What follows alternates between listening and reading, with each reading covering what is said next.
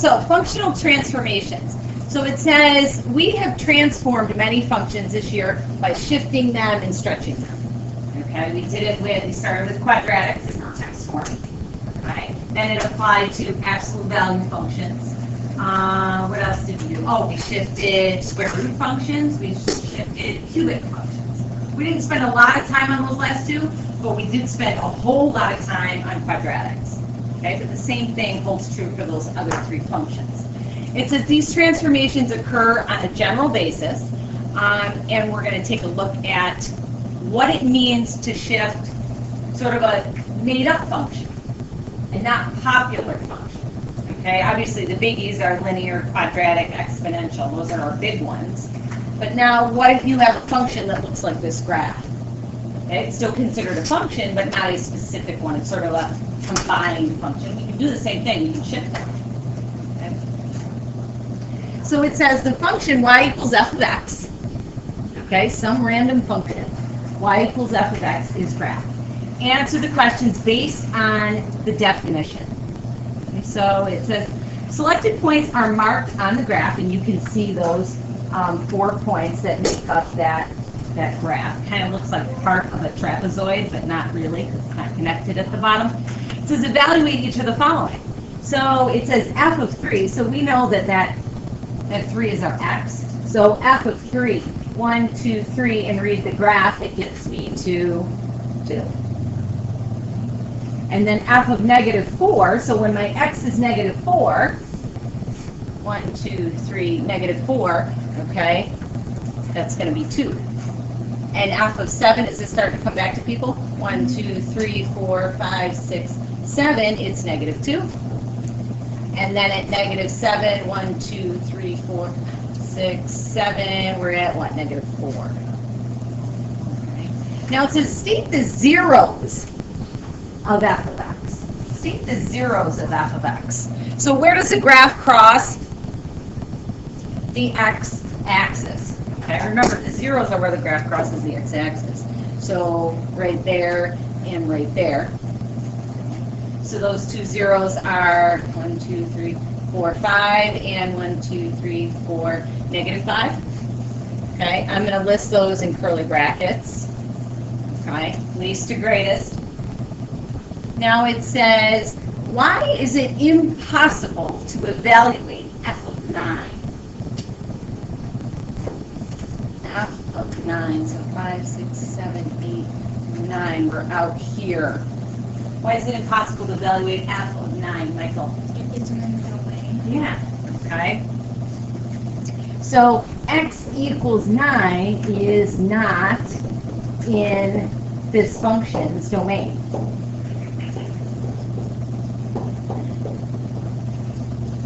Okay. The graph doesn't go up that far. Now it says, state the domain and the range of f of x. So what is the domain of this function? How far left and how far right does it go? Who knows that one? Sure. -7. Yeah, and it's included, -7 to 7. So I'm choosing interval notation brackets. And range, how low to how high does this function go? Michael? Selena? -4 to 2. Yeah, -4 to 2. Again, always least to greatest. Make sure that that's how you do your interval notation.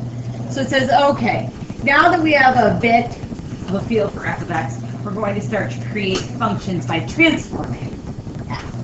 So we're going to take that function that we have up there, and now we're going to shift it. We're going to move it around. So now it says, okay, now let's create g of x. Some new function, okay, but how is the new function defined? It's saying take 2 times f of x. 2 times f of x. And what's that going to do to the function? It says evaluate each of the following, show the work that leads to your answer. Remember, just follow the function's rule. So the function's rule says take 2 and multiply it by the y. So if we've got g of -7, Okay, and that negative 7 is the x value. So what the rule tells us to do, it says take 2 times f of that x. So f of negative 7. So what was f of negative 7 back up in that top example? It was negative 4, right? F of negative 7 up here was negative 4. So to get our values, okay, we're going to take 2 times negative 4. And so therefore, what is g of negative 7? Negative 8.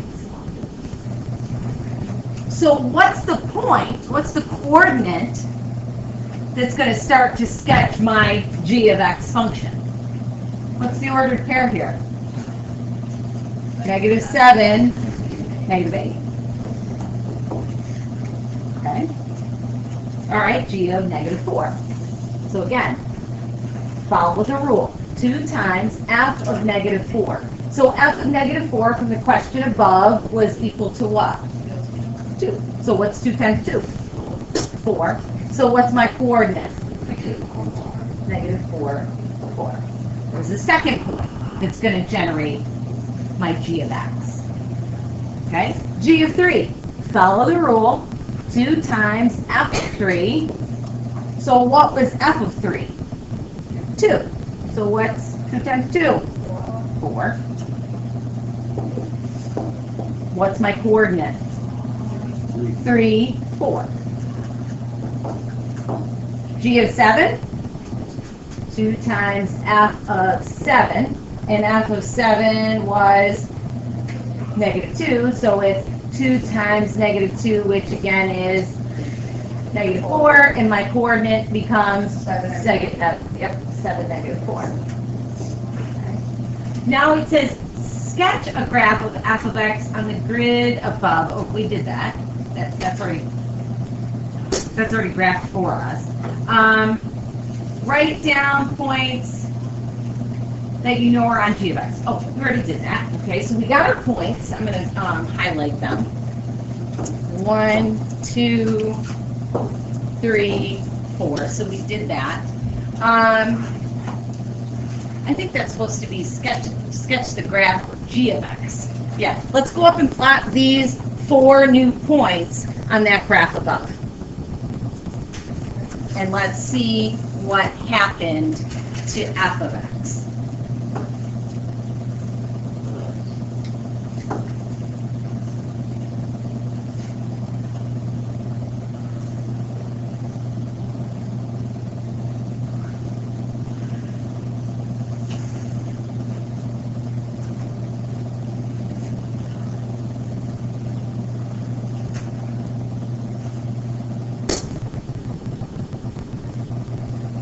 What's happening here?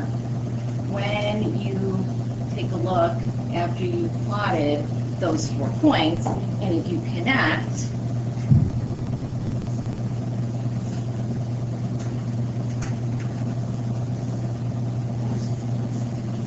so that's our graph, okay?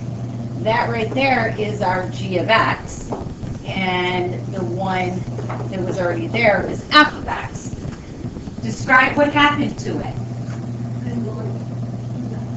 It grew which way? Vertically, right? Grew vertically. Okay. So let's see. We can visualize that. Now let's sort of examine. It says, how can you interpret the function rule in terms of the graph? Okay. What happened here? How can you interpret the function rule in terms of the graph of f of x? What did we do? We kept the x values, and what were we doing to generate our new points? Multiplying by what? Multiplying what values by 2? Yeah. Okay. We were multiplying the y values by 2. But we kept the x values. The x values are staying the same.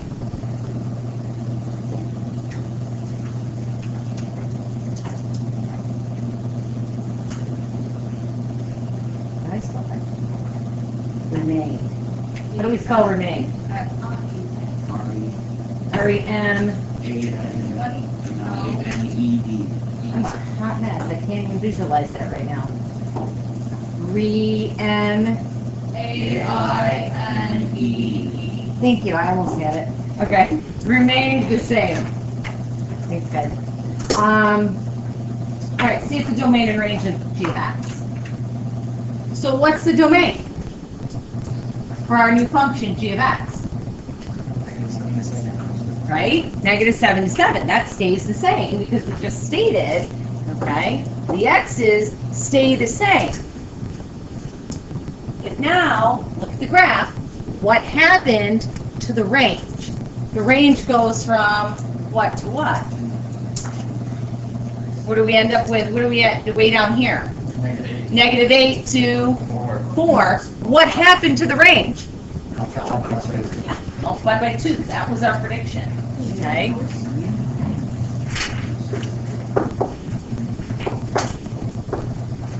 Okay. So, we can add on here that it was vertically stretched. Okay. Vertically stretched. We mentioned that. Okay, we need to add that on our notes.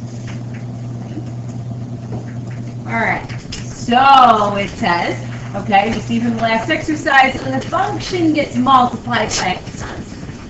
When the function gets multiplied by a constant, okay, the y values get multiplied by that same constant. Okay. This has the effect of stretching the function. So here's our vertical stretch.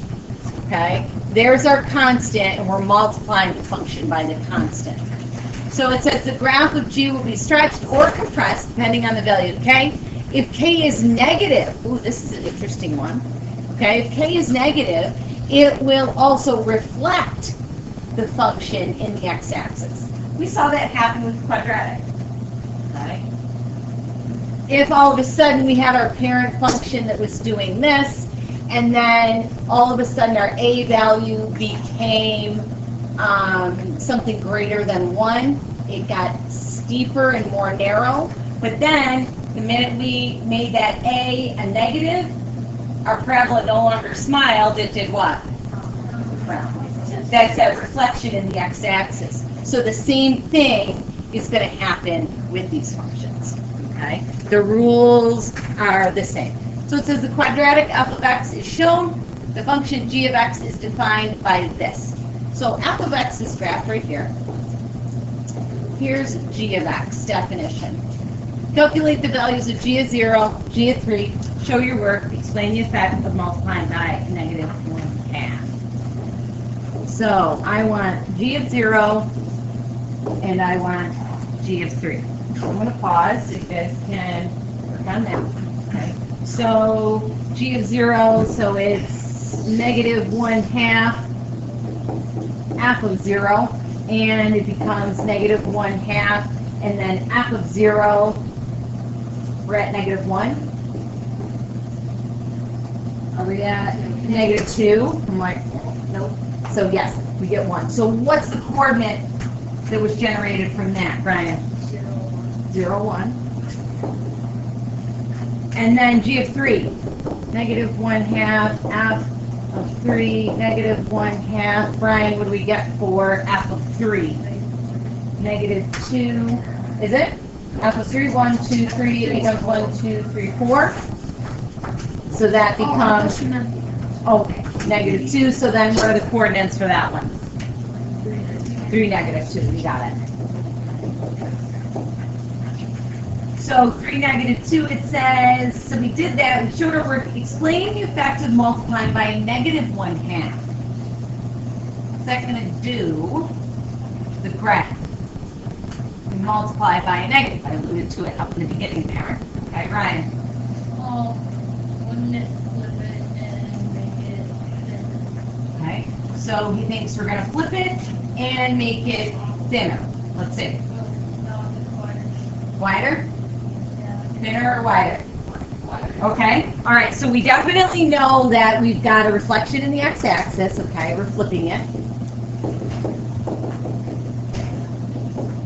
And let's see, Does it become thinner or wider? Let's see.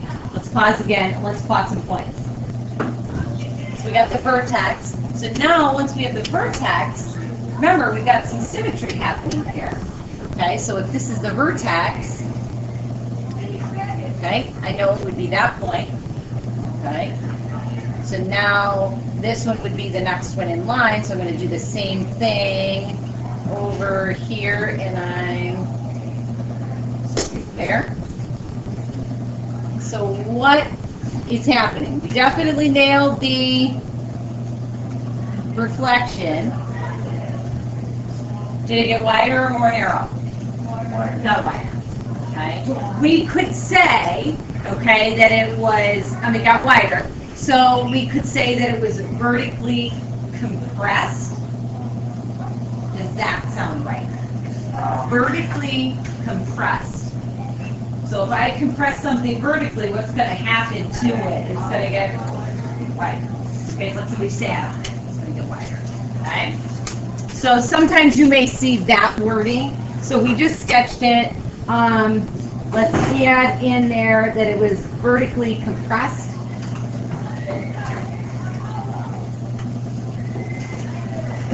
Okay, which means it got wider. I just want you guys to be familiar with all the vocab. State the range of g of x. Who's got the range? How low and how high does g of x go? Okay. Would it be negative infinity? Negative infinity, I just didn't hear the rest of it. To 2, yep. All right, least to greatest. Okay. All right, now go ahead and take a look, okay, at this next one. It says, let's do one final problem to see how you understand what happens to the graphic function that's multiplied by a constant. Okay, answer those 3. So your f of x is the one that's in bold, and then you've got these other functions, and name them here. So g of x, h of x, and k of x. Figure out which one is which. All right, first line. What is this function here? The sort of tallest one. Stephen, what did you got for that one? I got k of x. K of x. Okay. Second one. Gianna, what you got? I got G of X. G of x. And then the last one would be h of x. And why is that last one h of x, other than that was the only one that was left over? It's negative. Yeah.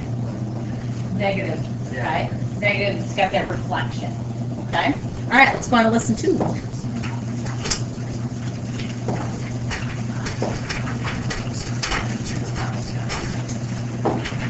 This one's going to get a little tricky. So the first one, we were multiplying the y by a value. We were multiplying the function by a value. Okay, so it was changing vertically. So now it says horizontal stretching of the function. Horizontal stretching. So now what are we multiplying something by? Are we multiplying the y's or are we multiplying the x's? Y's. Horizontal. Yes. Yes. Oh, horizontal, that would be Okay, so this one gets a little trickier, okay, in our thinking. So it says, we said stretch or compress the function's outputs. Okay, we were messing around with the y values. Okay, function's outputs.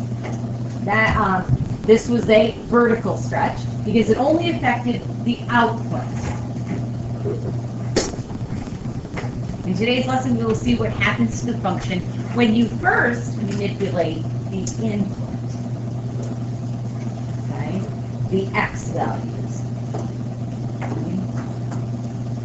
So it says, okay, we've got our function f of x. It's graphed, selected points. We've got, looks like 1, 2, 3, 4, 5, 6 points are on that graph. For reference, it says the function g of x is defined as this. Now where's the 2? Inside the parentheses. Okay. Okay, so you gotta be careful, you gotta read carefully. We're gonna multiply, it says we're gonna manipulate the inputs, the x values first. Notice that multiplication of 2 happens before f is even evaluated, and it can be tricky. You just gotta take your time and think about what you're doing. Okay, it says find the values, carefully follow the rule for g of x, and show your work. The minute you try to do some of this without writing stuff down will be when you'll make mistakes. Okay? So it says g of 2. Okay? So what does our rule say? Our rule says take f and 2 times the x value. So really, what are we evaluating? F of 4.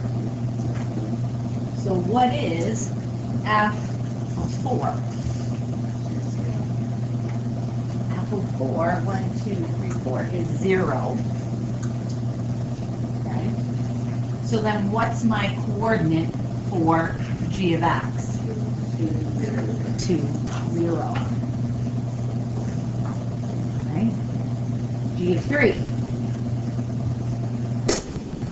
Follow the rule.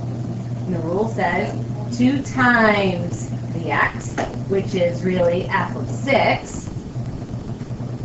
And what's f of 6? Anybody? Negative 1. So my point is 3 negative 1. All right, get the idea? Go ahead, do the next 4.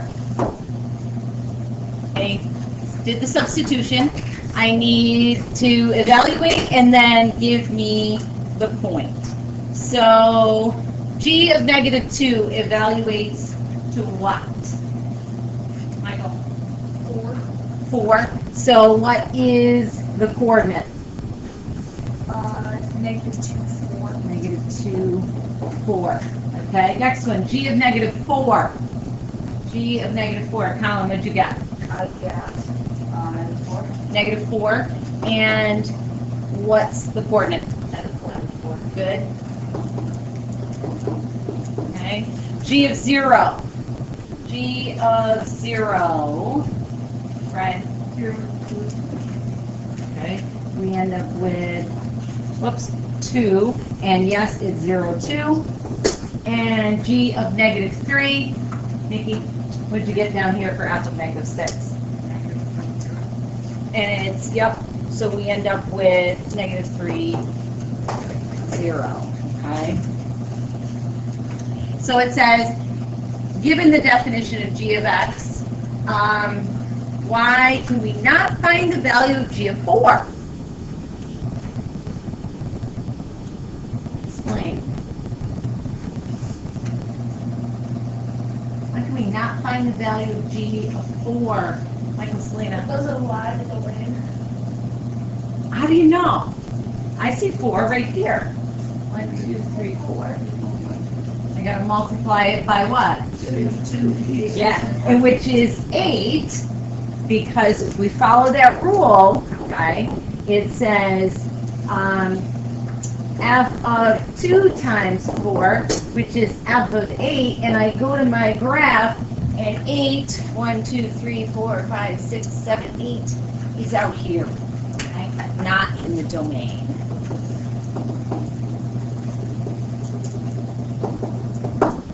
Okay, state the points that must lie in the graph of g of x based on the work in A. We did that, okay? 1, 2, 3, 4, 5, 6. Okay? Then it says, graph the function based on your work from B, then state the domain and range of the original function and of our new function. What remained the same, what changed? So let's pause and go ahead and do D. So graph your 6 new points, and then state the domain of the original and of the new. All right, so we have it graphed. Okay, and you can see that horizontal compression. Okay, it was squished from the sides. Now, what was the original domain? Okay, do we agree that the original domain went -8 to 6 and -4 to 4?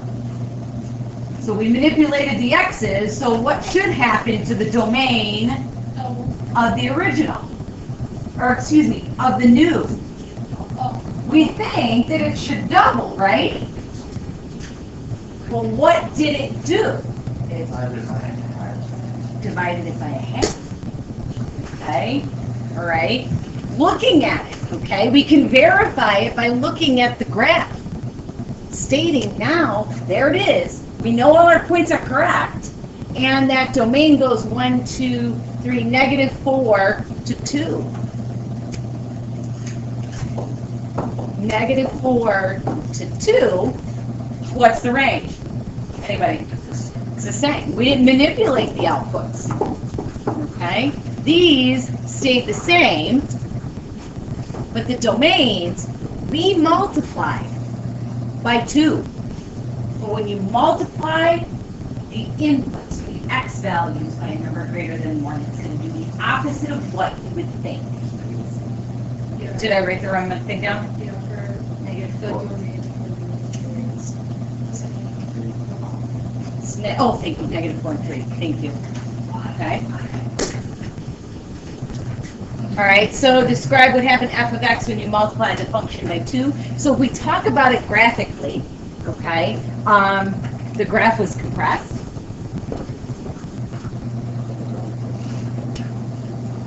Was compressed horizontally.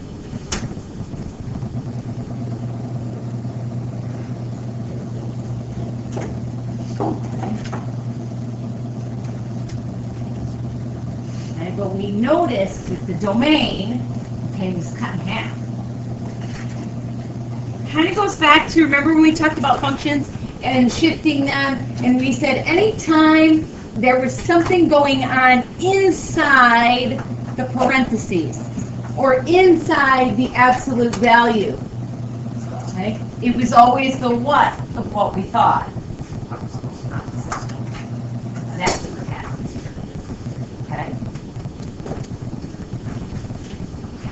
Let's do one more and then we're done. Okay. Yeah, I think we'll be good. Let's just do exercise 2 and then we'll be good. Okay. Notice how the horizontal stretch worked almost counter to what we would have thought, which we just discussed. In other words, when we multiplied the x value by 2, okay, it compressed our graph by a factor of 2. Okay, we ended up dividing it in half. Okay.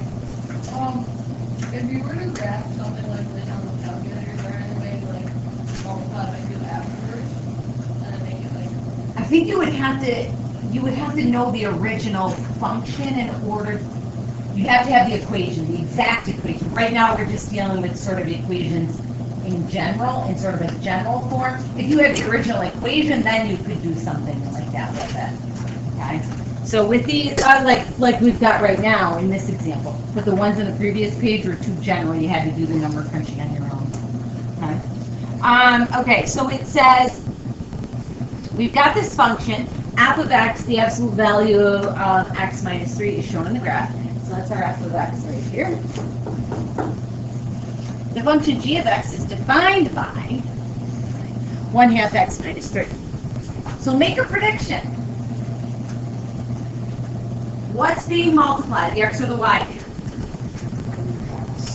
What's being multiplied here, the x or the y? Oh, the x. Yes, it's multiplying by a half inside the absolute value.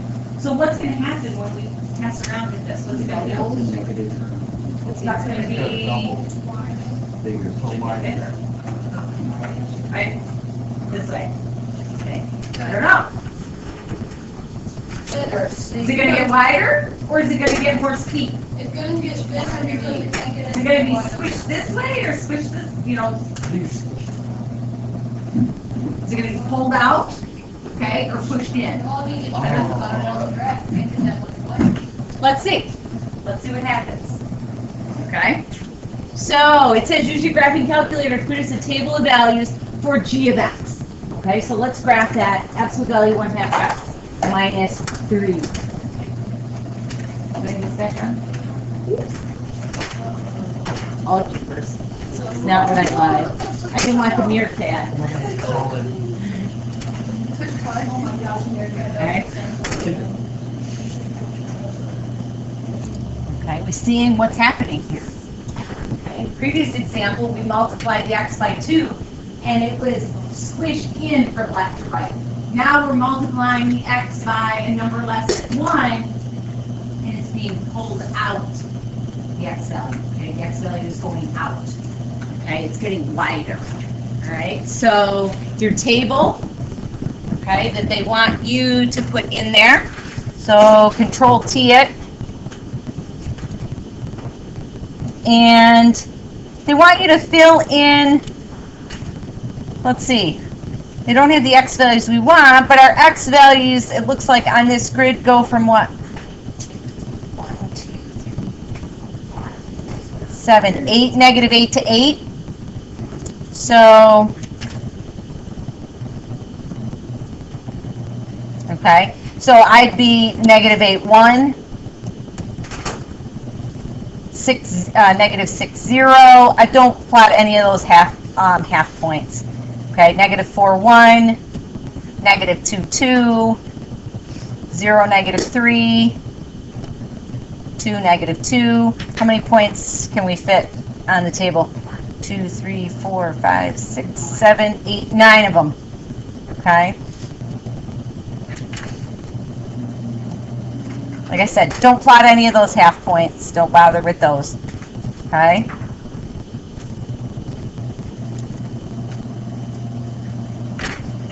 All right, jot those down on your paper.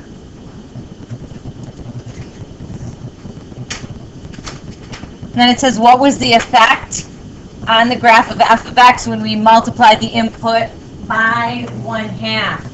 Okay? What happened to it? Okay, it stretched out which way? Horizontally. Okay. And then what are you noticing with the x values? Okay, we see that it got wider horizontally.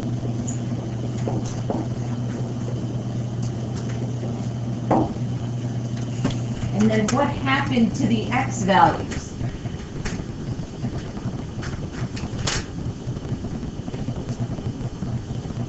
All the x values. Did they double, or were they multiplied, or were they cut in half? They were doubled.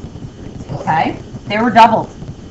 Okay. Those x values. So when we looked at, and I said, oh, these are your good points to pick, we didn't graph that original one, which we should have had that one up there too. And when you compare those two tables, okay, you would see that all the x values were doubled.